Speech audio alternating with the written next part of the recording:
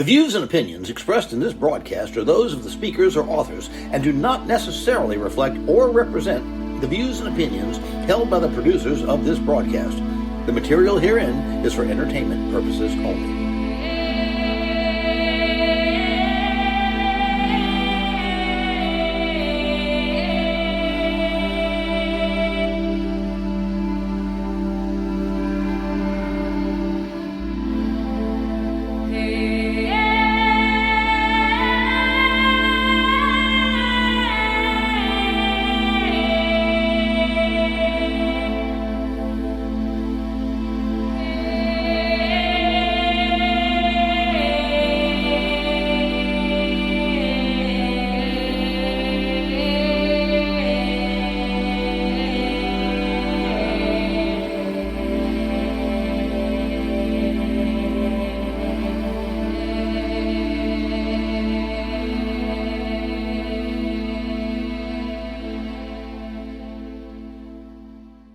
Welcome to Afterlife Radio. I'm Kalila Smith, coming to you live from New Orleans, and I'm with my co-host, Billy Roberts from Cornwall in the UK, aka England, to all of you Americans. So welcome, Billy. Good morning. Good afternoon. How are you? All the better for speaking to you again. Nice to be back, Kalila. Wonderful to speak to you again as well. So we've got a great show lined up here today. I'm going to ask him a few little paranormal questions. And then, of course, at the bottom of the hour, we're going to take a little break. And Billy's going to come back and talk to us about karma. We're all about karma. And it's really funny, speaking of karma, because the first thing I saw when I opened up my Facebook today was a meme about karma, talking about karma. There's so much misconception. People always assume that karma is a bad thing. You know, people always say, well, they talk about bad karma, but they never think about good karma. They never think about karma really being something that just kind of goes around and around like the wheel. Reminds me of in the tarot, the Wheel of Fortune card. And I explain to people that karma is constantly turning. Karma is constantly moving. It's not a thinking being who's pointing a finger, striking people down for being bad. I think there's a lot of misconceptions about that. Don't you, Billy? The thing is, what people don't realize that karma was actually an integral part of early Christian teachings. It was known as the law of consequence. And the early Christian fathers saw this as an affront to God. So they removed it because it gave every man and woman the opportunity to make amends and to do good and to be godlike. So that's something that interests me. But people don't seem to understand that the law of karma, the law of cause and effect, is in constant operation all through our lives. In fact, we reap what we sow, not as a punishment for what we have done wrong, but because the effect must always follow the cause. Now, what a lot of people find offensive is that accident is thought to be the result of ignorance and is due to the working of laws whose presence was unknown or overlooked. So in the mental and the moral worlds, as much as the physical, results can be foreseen, planned for, calculated on. Nature will never betray us. We are betrayed by our own ignorance, our own blindness. That's what I think of the law of karma. Yeah, I agree. I agree totally. And, you know, many, many years ago when I first started embarking on my esoteric studies, I read a fabulous book called The Science of Being. Oh, right, and yeah. Have you read? You're familiar with that, right? I'm familiar with it. I've not read it, but I know it. It's wonderful. It was one of the first books, and I didn't just read the book. I joined a study group so that each week I would meet with a group and we would go over a chapter and we would have these in-depth conversations about this. And it talked about the laws of the universe. And that's another thing that people don't understand. They talk about karma, and then they want to talk about the law of attraction. Putting the law of attraction, and you see a lot of that. There's a lot of people who have written books on the law of attraction and how to attract things and attract what you want. But what people do not understand is there's numerous laws in the universe And these laws apply to everyone, whether they like it or not, whether they believe it or not. And unless you are applying all of them, the law of attraction does not necessarily work. Don't you agree? I totally agree. Yeah. And also, it works in two different ways. I mean, the law of karma can give you what you require. I mean, if you dwell upon something for long enough, whether it's good or bad, nature will always conspire to lead you into a position whereby your dreams, your passions can be gratified. So it's not only the good things, the good karma, there's also a bad karma that works well for some people and not necessarily in a good way for us. But you see this in many different ways. And the thing I found quite offensive and disturbing was I once read in an old book that some of the old caste in India, if they saw a child drowning in the Ganges, they would turn the other way and allow the child to die because they believed that if they saved the child, it would merely add to the child's karma and also would put something on their own karma for later on. So karma can work once you pass over into the spirit world, and it can also affect you in this particular life. But some people take it to the extreme. So, I mean, the law of karma, if you look, I mean, even in the Bible, it says, no man is given a cross he cannot bear. In other words, you create your own environment by the way that you think. And I totally believe that, as I'm sure you do as well. Oh, absolutely. Absolutely. Although we don't necessarily see it right away. And Exactly. this, and when there's a lot of strife in the world and so forth, it's really hard to hang on to those things because you say, where's the karma now? Where's all this going? Why is this happening? And then sometimes it's a little hard to wrap our heads around, but we have to understand that these laws in the universe are they're always in effect. So, I want to just kind of mention some of the laws because, like I said, a lot of people don't know them. And if you don't know all the laws, and the thing is, I was taught, I think it was seven, that was the number that they used in the science of being.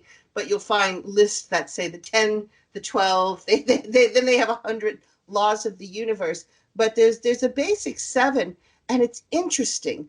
The number seven is always very classic in many of these esoteric teachings. Exactly. For instance, there's seven chakras in the body. There's the Yeah. chakra system, which is the number seven. In the traditional African religions, there were always the seven main divine spiritual beings that were created by Yeah. God, and they were called the seven African powers. And then we have the seven natural laws of the universe. And I'll go over them very quickly. And I'm sure, Billy, you are, feel free to jump in. And Yeah. because a lot of people just don't understand it. And the first law above everything is the law of vibration, because everything in the universe is vibration. And anything you're dealing with, and especially mediumship or psychic, you have to remember that everything is vibration, and it changes your way of thinking. It's always not everything. You don't look at things as good or bad or, judgmental, but it is a vibration. It's either a higher frequency or it's a lower frequency. And everything that you are dealing with is a constant vibration going out into the universe. There's also the law of relativity. Everything's relative, okay? Everything's Yeah. connected to everything else. And everything has a meaning depending on what it's connecting to. So that's another thing that you have to look at. There's also the law of cause and effect. And that's one of not only an esoteric law, that's also one of your laws of physics. For every action, there's an equal and opposite reaction. So whatever you're doing, there's going to be consequences involved in it. There will always be a reaction to whatever action that's going on. You also have the law of polarity. Everything has an opposite. You can't have up without down. You can't have left without right. Mm-hmm. There is no light without darkness. So, I mean, there's everything. Everything is the law of polarity. You have the law of gestation. There's a gestation period of time. Certain things take a certain amount of time. And that's another thing. People try to do this law of attraction, and they're out there and they're like, but I put it out to the universe. Well, there's a law of gestation. If you keep checking on it and questioning it, every time you do that, you get pushed back to step one. You have to just let things go, and you have to trust that things are working for the benefit of everyone else. There's the law of rhythm, because everything has a rhythm to it, and the law of transmutation, that things are going haywire, you feel like giving up, but things are going to turn around. And that's where your karma comes in. That is where your karma comes in. Whatever's going on, it's going to turn around. Something else is going to follow it. And if you put good things out, good things will come back. Stay tuned for more Afterlife Radio. Submitted for your approval. New Orleans. Seductive, magical, mysterious, and haunted. There is no place on this earth with as much ghost and vampire activity as New Orleans. Imagine, if you will, a tour that takes you to sites in the French Quarter with actual documented hauntings. The Haunted History Tour is just that tour. Every day, every night, all year round. This tour has been featured on ABC, CBS, NBC, and CNN, and it's available to you. Are there ghosts and vampires in the French Quarter? Find out by taking the tour that everyone is talking about, the Haunted History Tour. For more information, call Haunted History Tours at 861-2727. That's 861-2727. This is not a Halloween spookhouse. This is real. You're listening to Afterlife Radio. Basically, it's one of the fundamental principles underlying my teachings. Within all vibration, as you've just said, there is a certain rhythm. Rhythm pervades the universe. The swing of the planets around the sun, the rise and fall of the sea, the beating of the heart, the ebb and flow of the tide, all follow rhythmic laws. So the rays of the sun reach us. The rain descends upon us in obedience to that same law. Now, the atoms of which the physical body is composed are as much as subject to that universal law as is the planet in its revolutions around the sun. So when we fail to respond sympathetically to this universal rhythm, disharmony will manifest in our lives. Now, that disharmony can manifest either as disease in the body or as an insurmountable problem in our lives. And the only way to bring yourself back in harmony with the universe is to meditate, to bring that synchronicity again, to feel at one with the universe. You know, when a battalion of troops are marching across a bridge, a wooden bridge, in step with each other, they're often given the order to break step, because the actual vibration of their steps can actually annihilate the bridge, bring it down. So if an atom is deprived, a single atom is deprived of vibration, the universe would disintegrate. So in other words, you're absolutely right.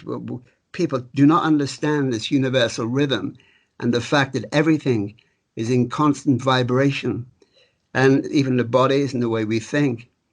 And there's something which, there's a kind of meditation that is to do with focusing your attention on something that you need, something that you want.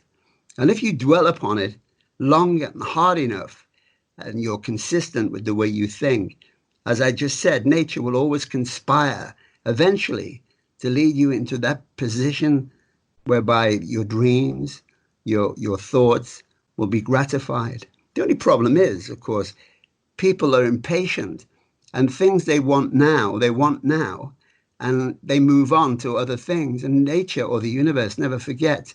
So in 5 years' time, you might find all the things that you previously wanted will come to you one after the other, and you might be completely out of sync with them, or you've moved on to other things.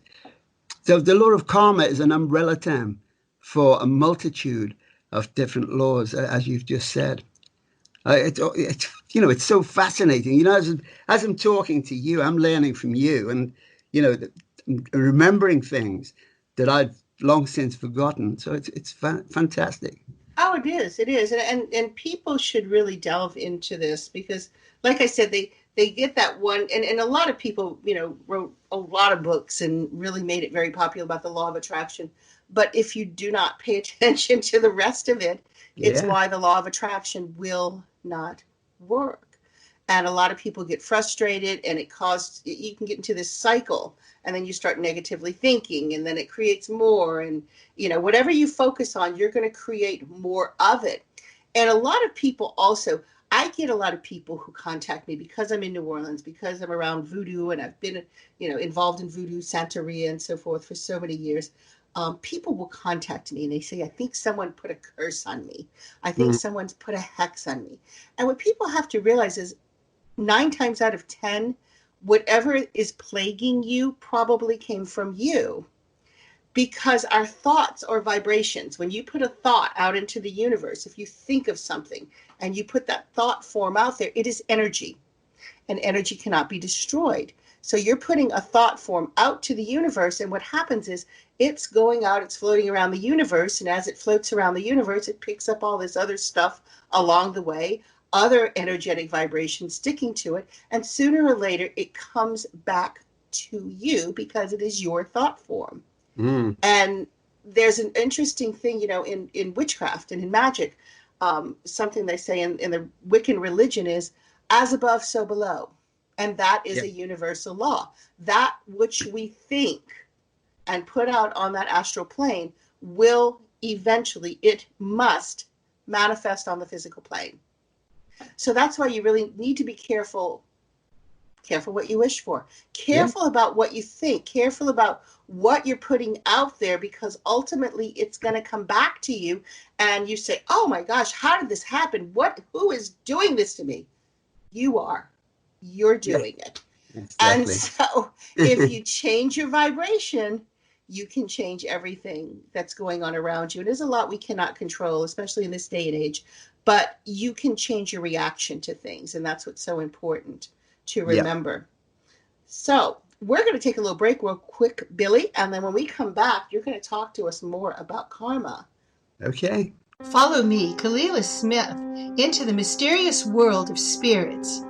Searching for Spirits, the ultimate guide for ghost hunters, is a concise how-to manual for anyone who enjoys a good ghost hunt. Learn the history of spiritualism, learn what a ghost is and what is not. Learn the truth about poltergeist. We'll also delve into the realm of spiritual beings that never were human, the world of demons, real vampires, and we'll look at some real case studies. This is a must-have for everyone interested in ghost hunting, from the novice to the expert. Completely updated in its 2nd edition, this is one of the first guides for ghost hunting based on actual first-hand experiences. Available on Amazon.com. Searching for Spirits, the ultimate guide for ghost hunters by Kalila Smith. And we are back. So, Billy, why don't you talk to us a little about what happens to karma when we die? Because a lot of people think that once you leave this earth plane, that's it. Karma finished, but that's not necessarily the case. Well, I'm always reminded of what Buddha said. He said, you don't get what you want, you get what you are. And he was referring to karma because sometimes we send out requests, probably in previous incarnations or even the early parts of our life, for something that we so badly need. And because we're very impatient creatures, it doesn't come when we want it to, as I said earlier on. But karma has to walk hand in hand with the doctrine of reincarnation, whether you accept it or not. There is a sort of a belief that all your karmic, all the karmic debts that you haven't paid back fully will be carried over into what's called the Devachanic planes. Because we spoke earlier on about 7 major chakras. Well, there are, but the major chakras are 7, but we do have hundreds of chakras permeating the subtle anatomy. And in Buddhism, there are usually 9 chakras, where number 9 is a mystical number. But I might have mentioned earlier on in another program that when we pass into the first sphere, when we go over into the astral world, It's referred to as karma, karma loka. It's not spelt the same. Karma loka, roughly speaking, means resembling place. So it resembles the earth from whence we came.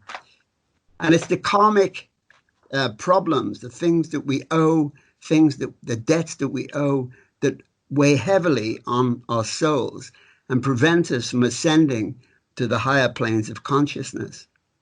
So whether you believe in an afterlife or not is immaterial, because if your belief is not there, then you can be sure that at some point in this incarnation, you will be forced to pay back the debts that you owe, whether it's because you've been the perpetrator of a heinous crime, whether you've been the perpetrator of making somebody very unhappy, whatever it is, doesn't matter how small or how great the thing that you've done, you have to pay it back, and the roles are often reversed.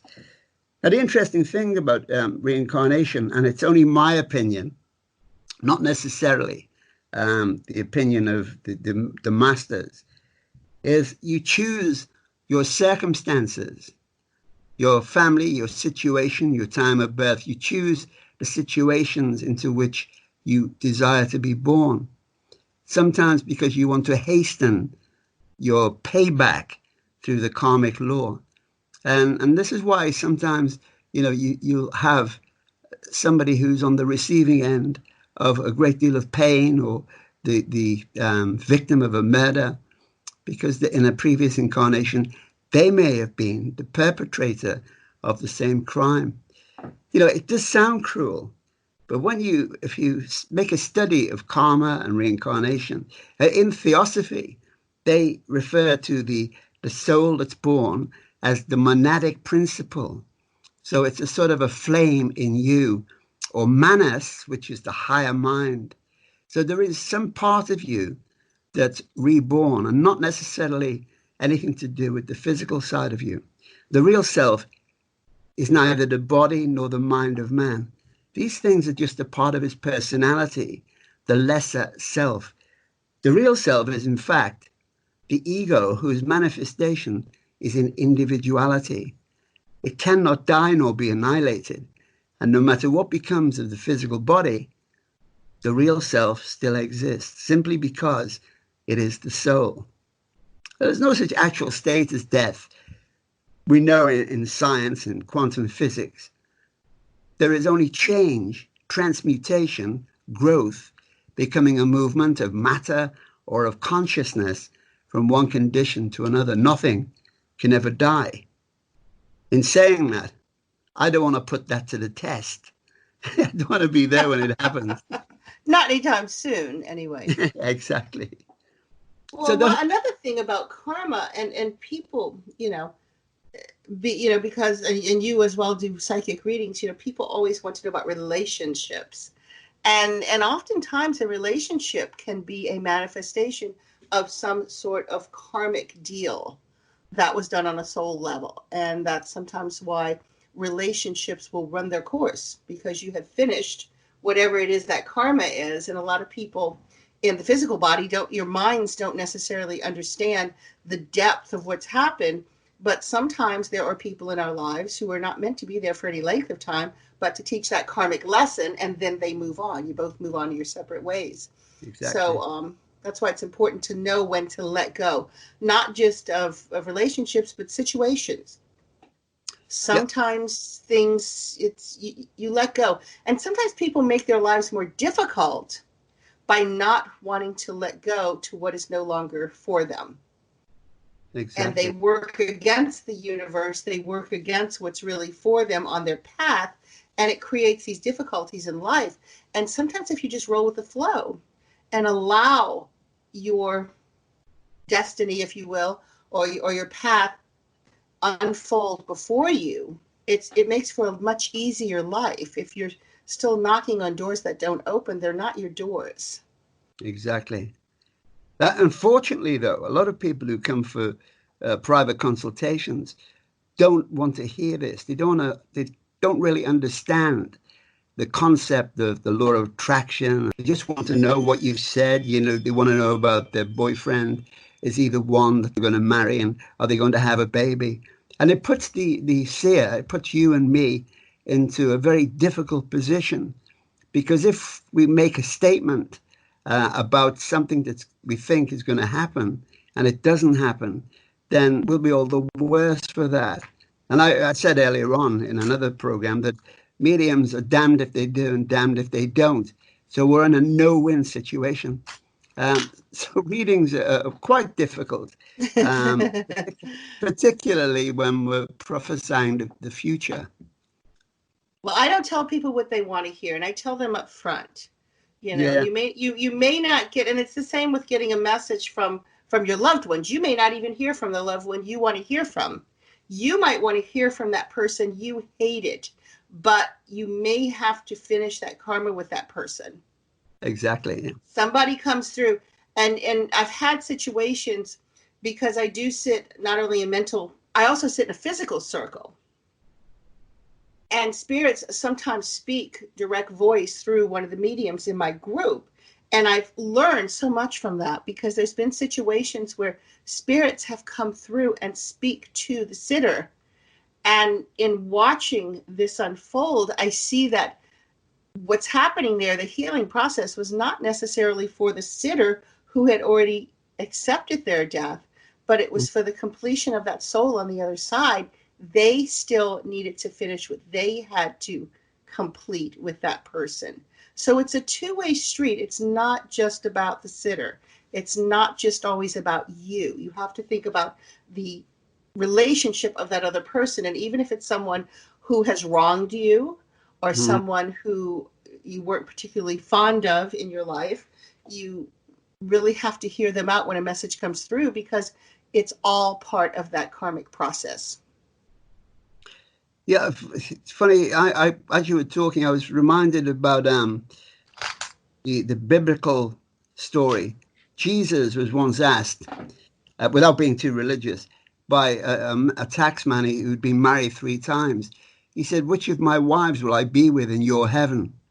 And Jesus said, "There's no marriage in heaven." He said, "There is only love." And then you've got to answer the question: did you love 3 women? And which one stood out in your heart? Which is the one that was most important? And that again is in the law of karma, the law of cause and effect.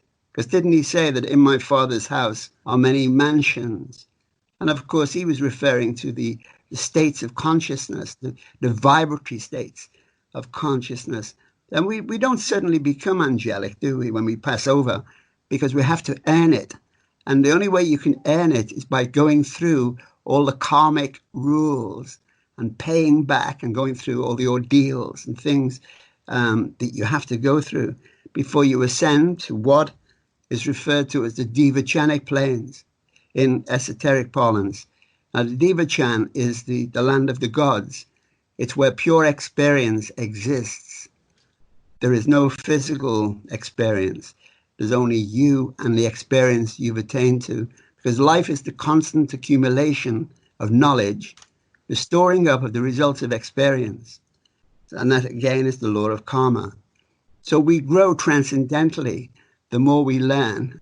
I think people missed a lot of that point. I think people sometimes, just like when they get a reading, they selectively pick what they want to believe of certain things. But again, you make your life so much easier when you are accepting. And that's part of when you do that law of attraction.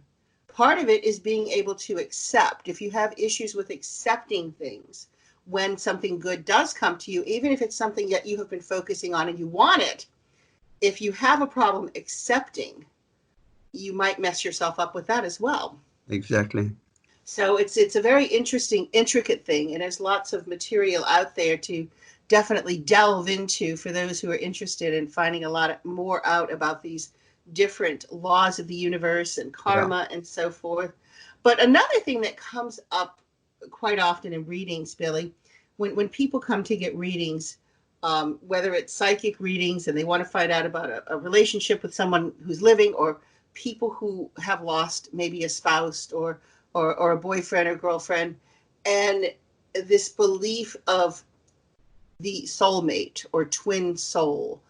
And this goes back to a lot of karmic type of energy. What are your thoughts on that? Because mine vary. I used to believe in it full heartedly, and now that I'm older, I'm like, I don't know. The Yeah, jury is out on that. What do you think? I do believe that we're attracted to certain people, certain individuals, because and it, depending on the relationship, how long it lasts, that we're in like a group soul. And animals can be an integral part of this soul group. And you don't really have to love or like your soulmate. And I do believe we have lots of different soulmates or soul friends, people who are meant to either come into your environment, either to help and encourage you or to cause problems to make you grow stronger and more transcendently. So I don't know about twin souls.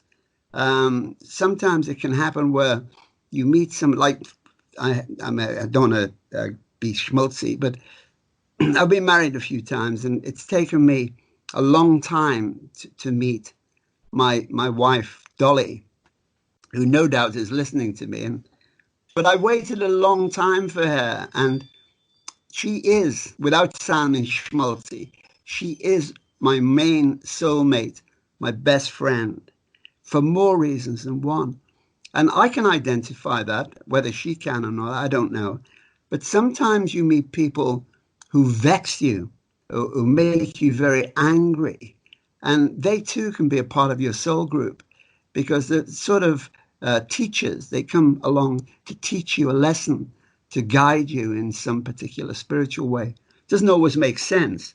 And anybody listening to this might say, what a load of rubbish. But it's only my opinion and the way I've perceived it over the years. Interesting. Yes, yeah. There's a lot of thought, schools of thought out there about that.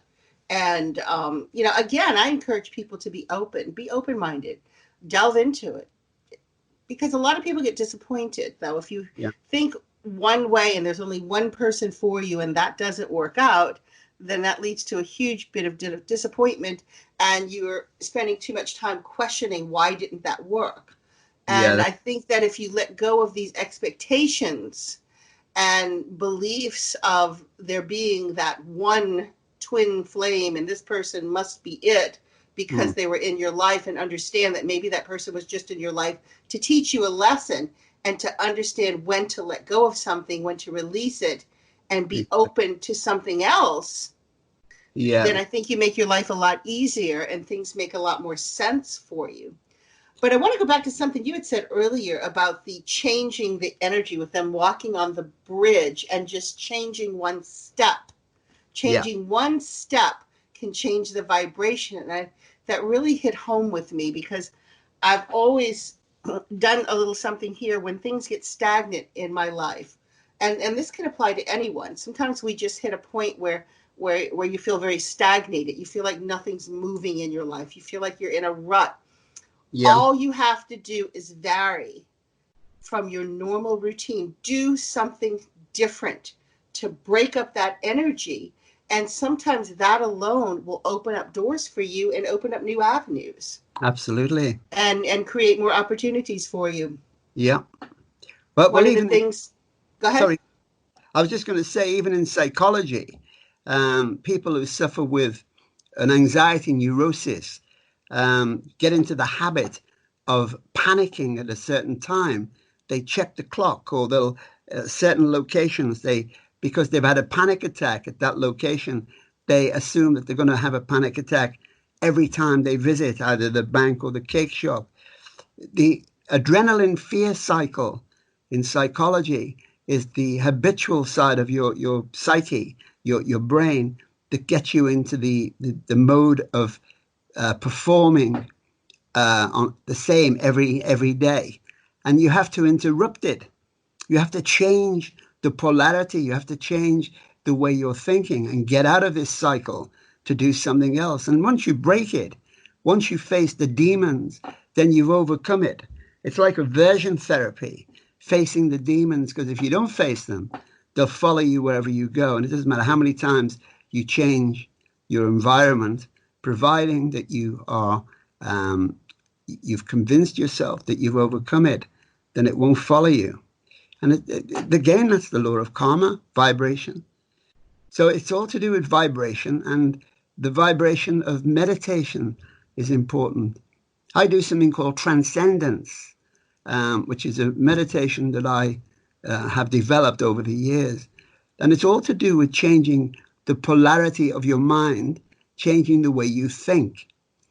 Now, this pandemic has affected a lot of people psychologically, myself included.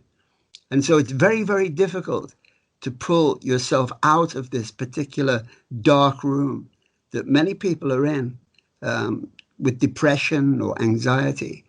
And again, it's all to do with the law of karma, changing the vibration of things. So what you've said is perfect. It explains it perfectly well. Yes, yes. I'm even thinking about, after, because we've been locked down here for about 4 months, and Yeah, I'm same thinking here. about venturing out, even though it's not 100% safe. I'm going to pick a midweek day that's nice and maybe just drive to the beach or something where there's Yeah, not a lot of people. And even if I don't get out of the car, even if I just roll down the windows and breathe the fresh air, that's just what doing just a simple act of changing up the routine exactly. can really work wonders, because I know with so many of us being locked down for so long now, a Yeah, lot of people are really starting to get reoccurring, what I call this reoccurring PTSD. And you probably have it in your area as well, but yeah, particularly for those of us here along the Gulf Coast in the States, I am starting to feel and realize that some of the things, because I was thinking about your dream book. You're working on a dream book about dreams of the pandemic. yeah. And I don't really dream right now. And I don't really sleep right now. And I started realizing that a lot of the physical reactions going on in my body right now are very similar to what I experienced back when we had Katrina. And once again, there was a major disaster, and it was more of a natural disaster specific to here, but nonetheless, still it was my livelihood getting yanked out. I had to work 5 jobs. There was just so much disruption to my life, and Yeah. I feel myself falling back into that pattern of exactly the way it was during that time. So Yeah. I thought, well, let me just get out of the house. Let me get out. Let me take a ride. Let me leave the city, take a drive, and just break up that energy a little bit, and see if I can get back into a more natural pace if I do that. So I'm kind of doing a little experiment. That's it's something that's interesting because Dolly, we've been confined to the home for the same 4 months, or perhaps even longer. And Dolly drives me down. We're only 20 yards from the beach. So over night time, she'll drive me down. We don't get out of the car because I'm a bit apprehensive. So many people around. But breathing rhythmically is something I've always done. Pranayamic breathing, which is breathing in. And even breathing, you have to measure your breathing. It's got to be done in a certain rhythm. And as long as the wind blows from the sea and not from inland, then you're bound to get a sufficient pranic energy in each breath. And the funny thing about pranayama, it is the retention, the breath retention, that enables the pranic currents to circulate all the organs of the body. So the longer you can hold your breath uh, during the breathing, the more effective it will be on the major organs of your body, and particularly your mind. And I just spend 5, maybe 10 minutes rhythmic breathing. If you ascertain your normal heartbeat by placing your fingers on your pulse and just counting up to 6, we base the rhythmic time upon a unit corresponding with the beat of the heart. Everybody's heartbeat is different, but we work on the premise that we can all breathe into the count of 6. But the retentions and between breaths should be 1/2 the number of inhalations and exhalations. In other words, 3. So you're breathing in very slowly to 6 heartbeats. You hold it for 3. You breathe out for 6. You hold it for 3. And you maintain that rhythm for 5 minutes if you can. If you find that your lung capacity won't allow 6, the count of 6, then you can cut it down to 4, but as long as you hold your breath for the count of 2. It depends if you've got a respiratory problem, or some women, if you're very small, slightly built, you might have to lower it, your count. But you'll find, and if you do that with some visualization, to visualize prana coming into the body as streams of intense white light. And when you hold your breath, visualize it circulating your body, energizing all the organs, your kidneys, your heart, your liver, and then exhale and give it a negative color such as black or brown or gray. You'll feel all the better for it. Sorry, I digress a lot. No, that's wonderful. That's wonderful advice to people, because I think everybody can benefit from that. I really do. It's a wonderful thing. And again, like you say, sometimes you forget. These are things that I learned, 30 years ago. And sometimes you forget and you lose track of things. Although I do stay pretty active with my yoga practice and my pranayama. But a lot of people may have learned this at one time and have forgotten, or a lot of people have never heard of it before. And it's incredible. I think everybody can benefit from that. And especially if you have respiratory problems, because the more you do the pranayama, the better your breath will become. I can do 8. I can do 8 seconds. Wow, that's good. And it's not bad. And, it's very helpful to people if you have respiratory problems. So, do that. The whole thing about karma and all these subjects, it's holistic. I mean, I really find it difficult sometimes when people come to the Serenity Studio, my wife's business, the place we run, and they want to develop the gift of clairvoyance or clairaudience or whatever it is they think they've got, because we like to treat the person holistically. So we look at them and give them exercises that will bring out the best qualities, their full potential. And that might not be what they think. It could be a creative ability that they never thought they had. But there are many different ways of achieving your goal. As long as you work within the confines of the main principles of development, and that is with respect. You have to work to a moral code. I've known some people who want to develop these skills basically to make money. We all have to make money, basically to make money and to get women or to get guys. If you're motivated by that, then it's not going to work for you, because, again, the law of karma will come back to you.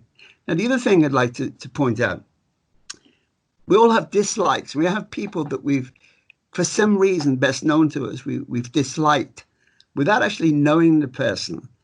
And if, when we see this person, whether it's a woman or a man, if we have this resentment that some people have, they have it for me or for other people, once these thoughts go out, if that person doesn't deserve your resentment, your malicious thinking towards them, your thoughts will rebound from their aura and they will return to the sender, and they will always gather force from the impact.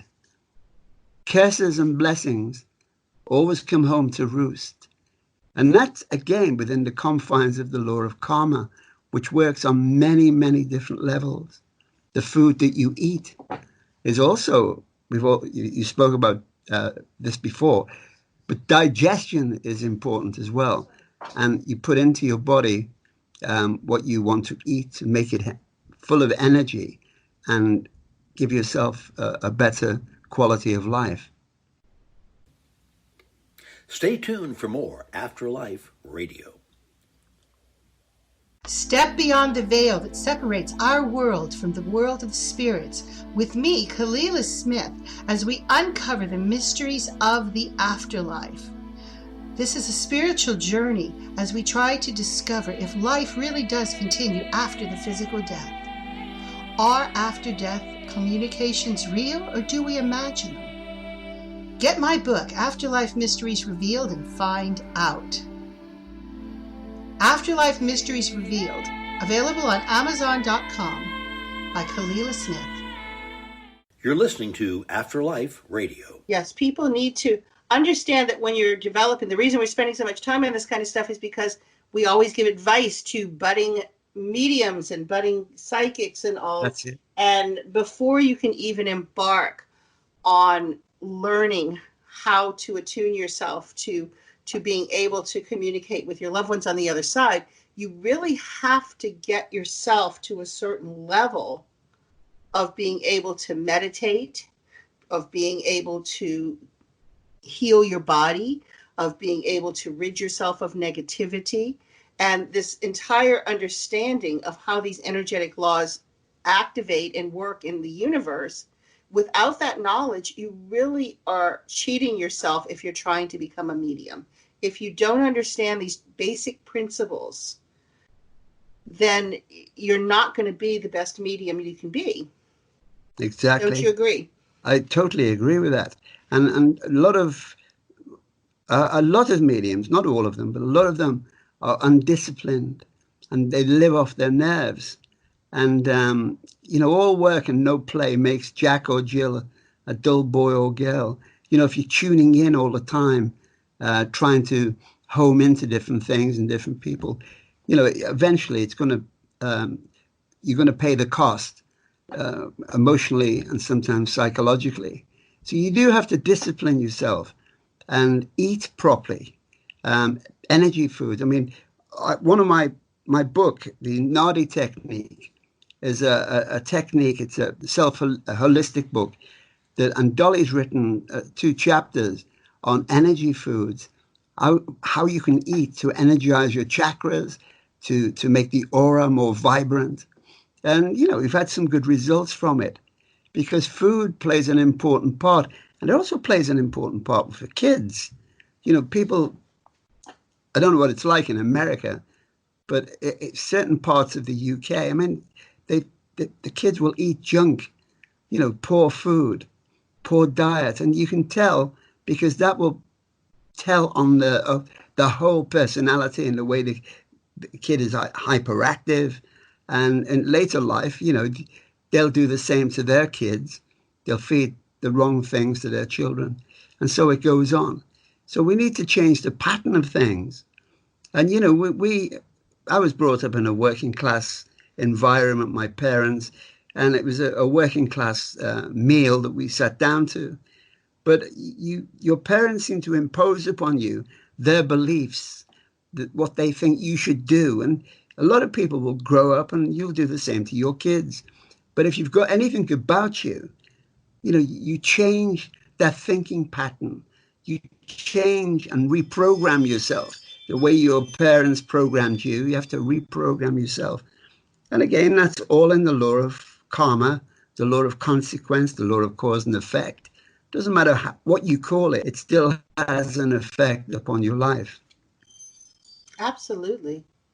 Absolutely. Well, Billy, I think we've come to this time where it's time to say goodbye to all of our listeners. Thank you guys for joining in and listening to us tonight. And I hope you have wonderful karma going your way from here on out. And please, if you haven't already joined our group, please go to our Facebook page. We have a Facebook private group just for our listeners, and it's called the Afterlife Radio Podcast Group, private group. Request to be allowed in, and you can ask questions about previous shows. You can make suggestions of things that you'd like to hear in future shows. If there's a topic that you'd like us to address, please let us know. And if you have questions that you would like us to address on future shows, please send us your questions. And also, Billy is looking for people who are willing to share their dreams of the pandemic for his new upcoming book. So please join our Afterlife Radio Podcast group on Facebook and tell us what you think.